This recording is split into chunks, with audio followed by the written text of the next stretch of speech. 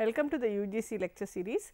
This is the EPG Pathashala lecture series in which we are going to talk about the paper on machine learning. So, initially we have already finished the introduction and we had got a feel of what is machine learning. Now, in this module we are going to talk about an important part of a learning system, which is the design of a learning system from the machine learning viewpoint. So, in this module the learning objectives are to understand the various steps in the design of a learning system, to understand how to design a system that learns a model from data. As you may remember, machine learning is about experience. I mean, learning in general is about experience. Experience is in the machine learning context, it is about data. So, what we are trying to do in this learning system or a machine learning system is to take data and then build a model out of it and use that model to predict or to give an output for a unseen data. So, and then to know about issues of feature selection and evaluation of a learning system. We will go into detail as we go along. So, these are some of the keywords we will be looking at in this module: features, model, evaluation and experience. Now, let us look at designing a learning system. You choose the training experience, that is the set X, and how to represent it. So, this is the first step. Now, if you want to do learning, you have to choose a set of training experience, the set of data that you are going to use for the learning purpose, and then once you choose the set of data, you have to know how to represent it. So, what is to be learned, that is the next important aspect you have to decide, and that is what is called the target function. Now, some of you may think, what is so difficult about the target system, you know what to learn, but that is not so. You can decide on the target system from different perspectives. I will talk about that as we go along. Then choose how to represent the target function. So, just as how you chose to represent the input data, we also have to represent we have to represent the target function C. So, how do you choose to represent that? Then choose a learning algorithm to infer the target function from the experience. Experience in our case is data.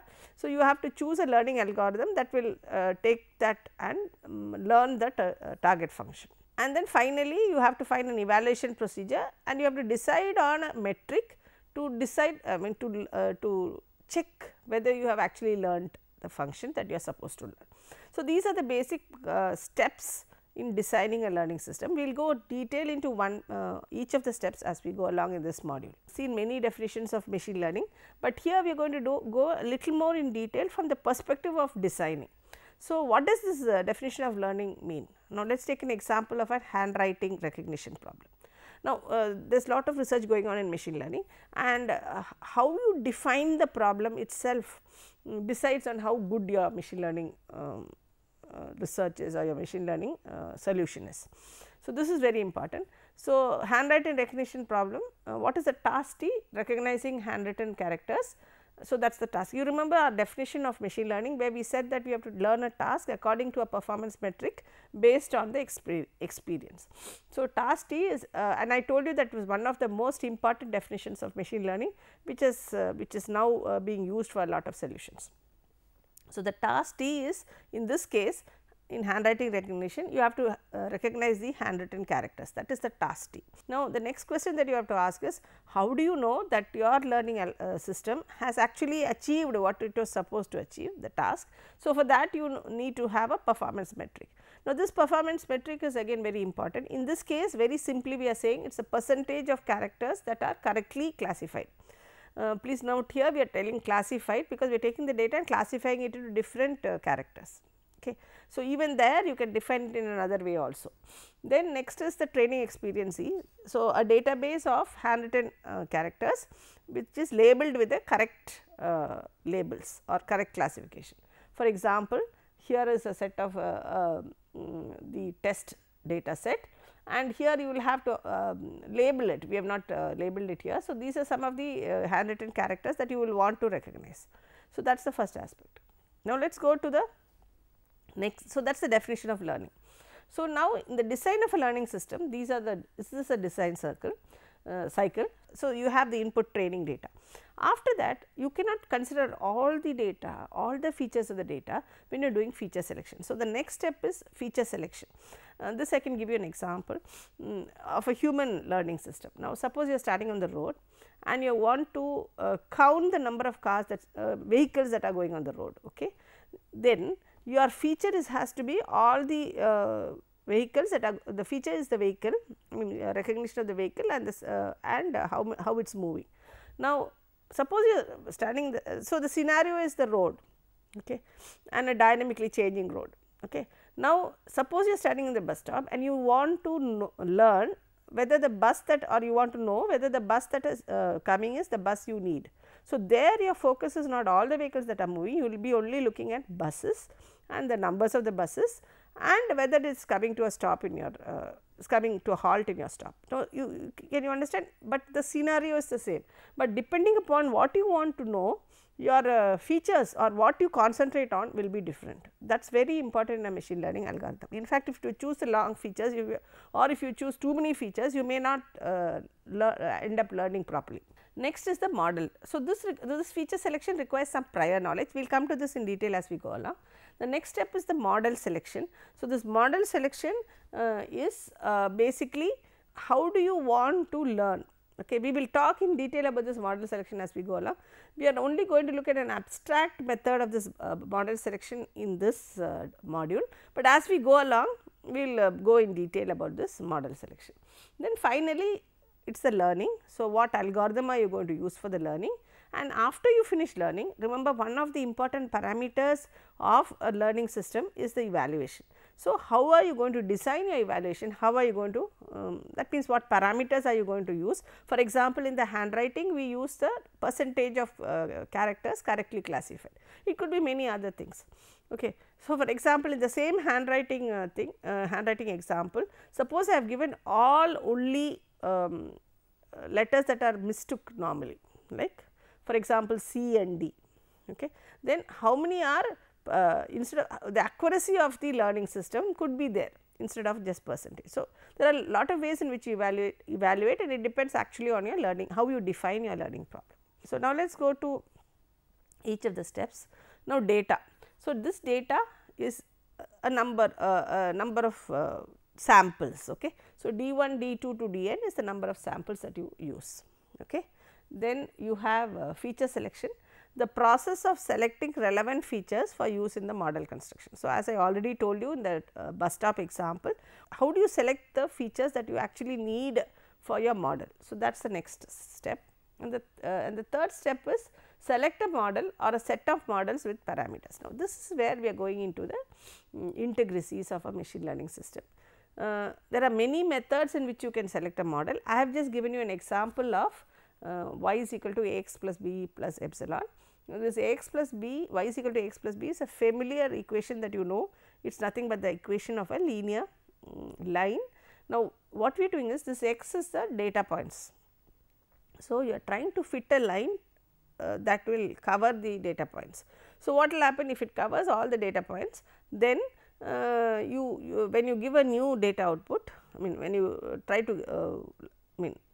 to find the output for a new data point, new input data point, you will get the correct input if your data exactly fits the line, but that does not happen, you normally have a error. Okay. This epsilon is the error.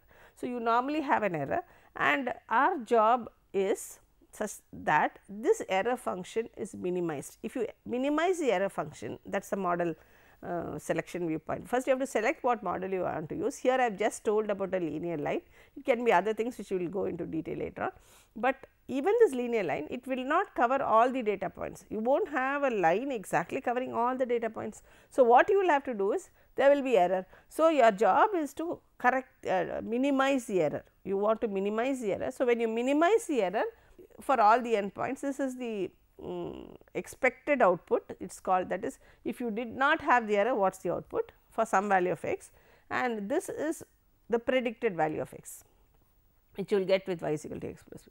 So, your job is to optimize this, optimize means minimize the error. When you minimize the error, your parameter values will change and you will get a approximately better representation or model of the input data. So, the first step is the data, how you represent it, how much data you are going to give, feature selection, model selection, and the next point is learning, find the set of parameters optimizing the error function, that is what we are doing with the learning.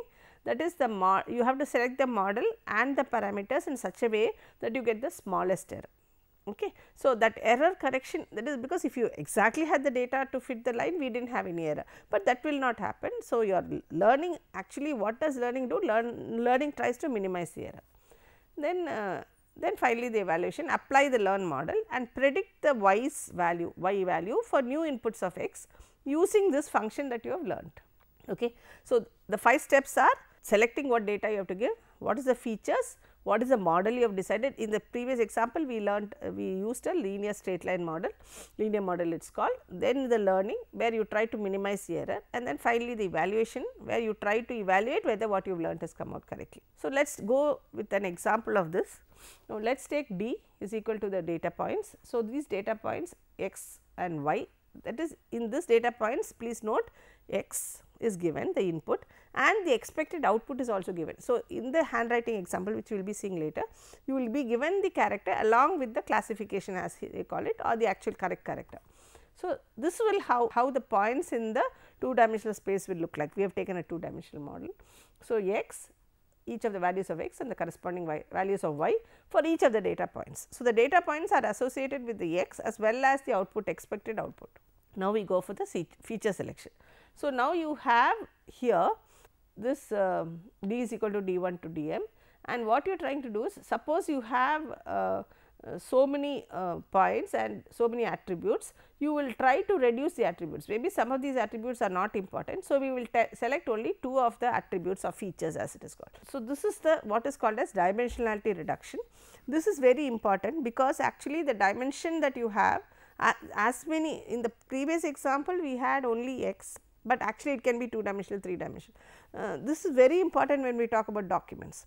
When we talk about documents, suppose I want to classify documents, the documents are normally represented by the unique words in the document, and you will remove the stop words and all that, and you will get some set. So, a document of say 1000 words may contain 10 words. Those 10 words represent the document. Like that, if you take 1000 documents, you may have different and let us say words and some common words. So, let us take the overall words that you have for the document are 500, then you have a 500 dimensional model. So, that is not possible. So, the dimensionality reduction has become a very important part, where you try to reduce the number of features without affecting how the representation of the model data is. So, the next step is the model selection. You select a model. So, here is the example of a model selection, where again we are assuming a linear model. So, you as you can see, you have a line here, you have a line here, here they have shown 4 lines. So, if you take these 4 lines, what fits this data the best, you have to choose. Okay. So, we have chosen y is equal to x plus b, and we have to choose the parameters a and b such that this y fits the x as much as possible. So, this is an important, please note that all models are not so simplified. We are just taking an example to show you what exactly is model selection. So, model selection is basically, if you look at it, selecting a line that fits the data best. So, now you have selected a line. So, it depends on the value of a and b, okay, as you know, as in your school you have learned. Now, these are the errors. Now, actually this point should have been on the line, but it is not on the line. So, some of these points, some of the points fall exactly on the line, but some of the points do not fall. So, that is how we are writing this equation. This equation says if there are n data points, then I is equal to 1 to n, yi is the expected value, which means it is these values, okay, and f of x is the value that you will get for x on the line. So, if you minus this, that is the objective function. This is called as squared error, which is very important in this machine learning. So, now what you are trying to do is, you are trying to find the set of parameters in such a way. You have just chosen x plus b, but that is not giving you an exact output. So, what you will have to do is, you have to choose a set of parameters in such a way that the error is optimized. Do not think error optimized means maximizing the error. The idea is, you have to choose the model and the parameters, so that you get the smallest error. The error is represented as a squared error. So, that is the learning.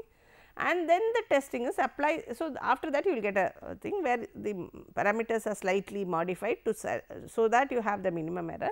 Then you apply the now you have a new data which is not there in the original, the x value, and you can predict the y using the learn function, and then you will evaluate on the test data. So, you will always have a test data which you will evaluate. So, as you see, the points are, first you have the data, then you have the feature selection where you may also do dimensionality reduction, then you have the model selection where you also define, in our case we just took a linear model. You also talk about how you define the error and squared error, and then our learning involves minimizing this error by learning the model and the parameters. Then you have the evaluation where you take test data and try to apply it to the model you have learned and see how good it is. Now, we will take each of these steps of the data and such issues separately. Now, when you talk about data, you have data. So, the data may need a lot of cleaning. So, you have to get rid of errors, noise, and then removal of redundancies. You may rename, rescale, you may discretize. Suppose you have continuous values, you can discretize, you may abstract out, you may not take all.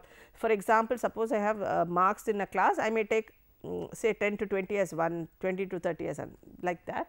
Aggregation I can do, like some average value, I can introduce new attributes also. So, lots of issues in data. So, for example, I can relabel, categorical values can be given to numbers, dangerous in conjunction with some learning methods. Sometimes it is not very good, but because numbers will impose an order that is not warranted. For example, high, normal, low, 210 seems right, but true, false, unknown, 210 is wrong. Red, blue, green, nothing to do with 210, because this has an order while these 3 is not true. So, this converting into numbers may not be always right. Rescaling, continuous values transferred to some range, typically -1 or 0 1.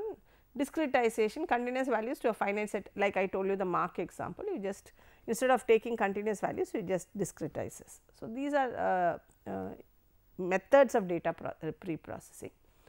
So, abstraction is merge together categorical values. So, you have to merge it together, take aggregation operations such as minimum value, maximum value, average instead of using all the values, and you can add new attributes, like for example, you can add an attribute called obesity factor, which is weight by height, where weight is and height are separate attributes already available with you.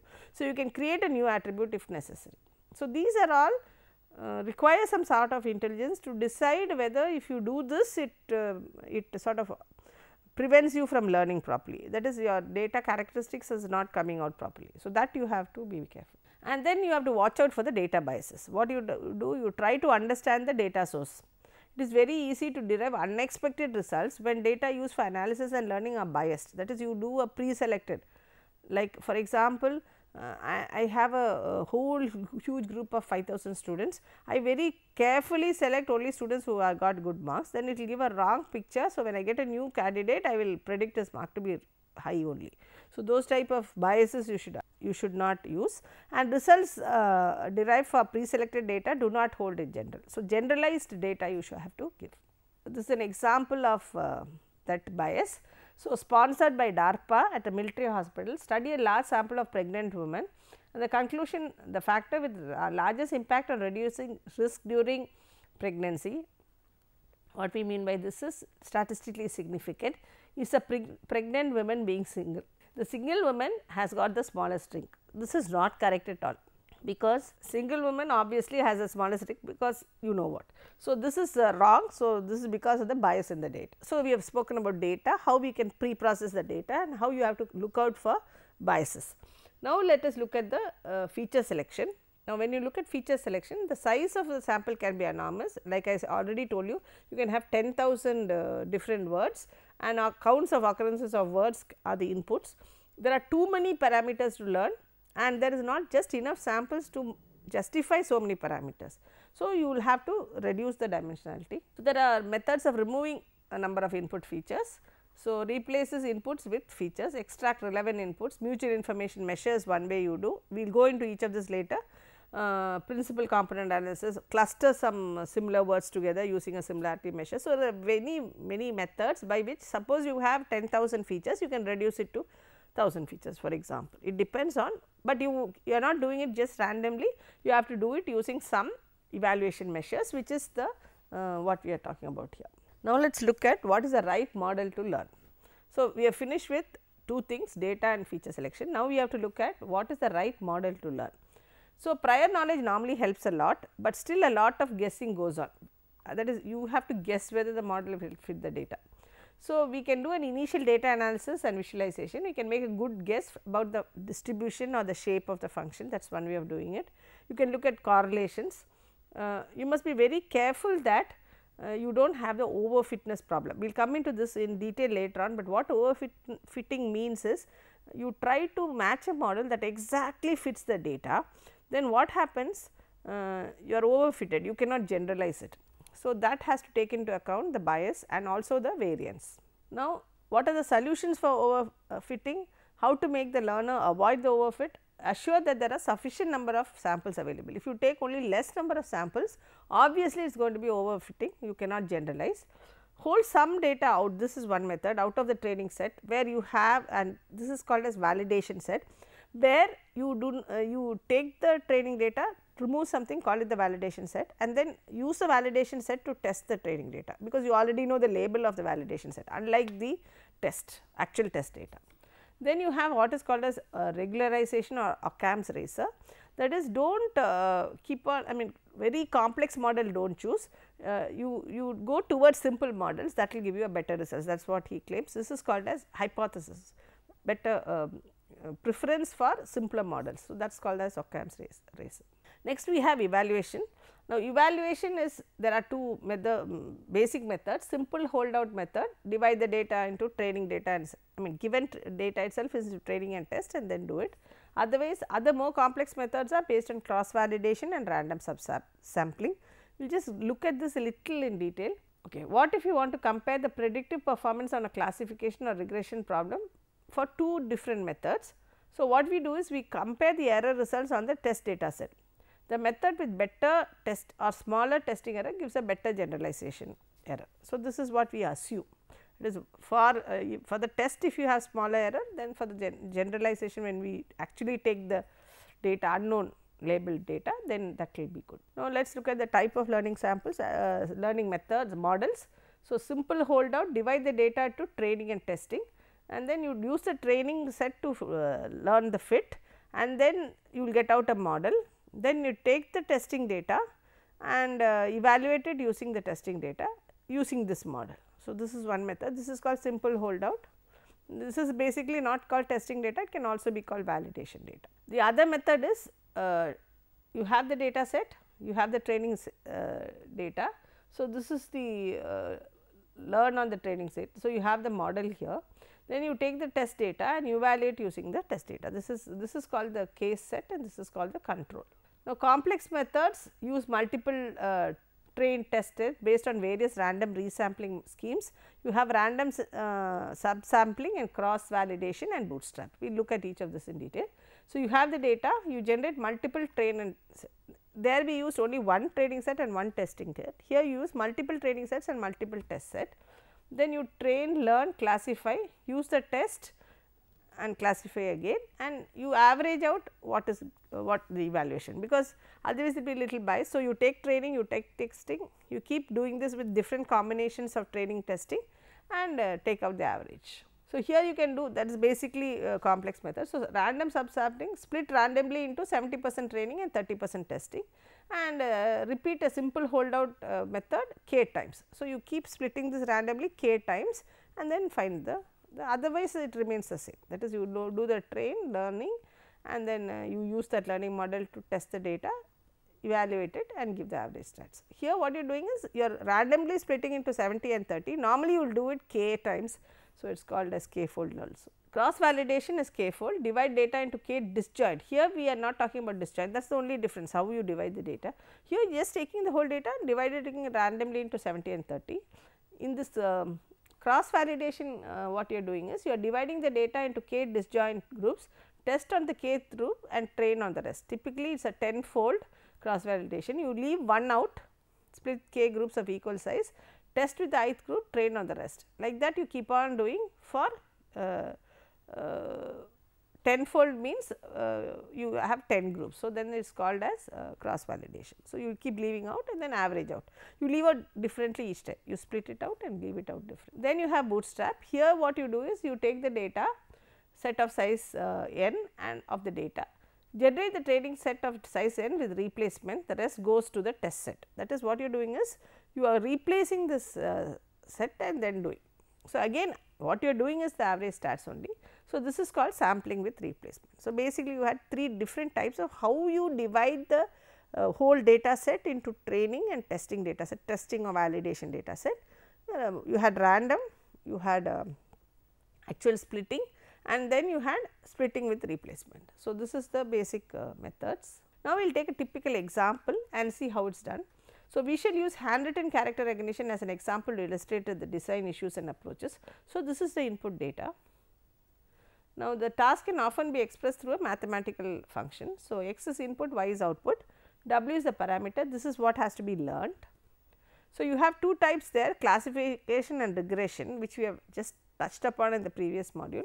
So, regression means you are expecting a continuous y. In classification you are having a discrete y, for example, class membership. We will talk about posterior probability later. So, here is the problem. I have a matrix which I have, these are the various inputs. I want the output to come as y belonging to either a, b, c to z. So, this is my step 0. Let us treat the learning system as a black box, and once I am given this is the training set, and I am given what the character, I have to learn it. First step is collect the training experience. Here we are deciding what the step 0 is about, deciding what you want to learn. So, this is the experience. Without examples our system will not learn, so called learning from examples. So, you are given a set of 2s and you are saying this is 2, all these are 3 and so on. So, you are given a set of sample data along with the labels. Along with the labels is important. Then you represent the experience. You have collected the data, now you have to represent it. So, choose a representation scheme for the experience and examples. One way you can do it is using a 64D vector, 8 into 8 vector, and pixel, if it is present you give it a 1, if it is absent you give it a 0. So, this is for 8 you have, and for this is just to show you. So, it is a 64 dimensional vector. Okay. The sensor input represented by ND vector called the feature vector. So, you have, if you have n samples you will have such n vectors of d dimension. So, now choose a representation scheme for the experience, that is what we did. The sensor input represented by an ND vector. To represent the experience we need to know the label. Okay, we need to know the label. So, we need a corresponding vector d which will record our experience about this input. So, the experience is a pair of vectors x and d. So, representing the experience. So, how do you you have represented that input as a 8 into 8 matrix. How do you represent the d? There are many possibilities. The simplest is, since you want to recognize 10 digits, you can just put D0, D1 to D9, and whichever is correct you can mark it. So, if x is digit 5, you put D5 as 1, all others 0, so on. So, that is how you do, you can represent the experience. So, you have represented the input as well as the experience. So, this would be it. So, D is equal to this. So, this is your x and this will give 5. This is your x and this will give. So, this is the experience representation. Now, you have to choose a representation for the black box. We learned we need to choose a function f to approximate this black box for a given value of x. The value of f of x will give the classification. So, that is what we have to do. So, we need a learning algorithm to adjust the weights such that the experience prior knowledge from the training data can be learned into the system. So, E is equal to x d, a function w of x which will give me the learnt output. So, this is my x, this is a function of w, this is my output.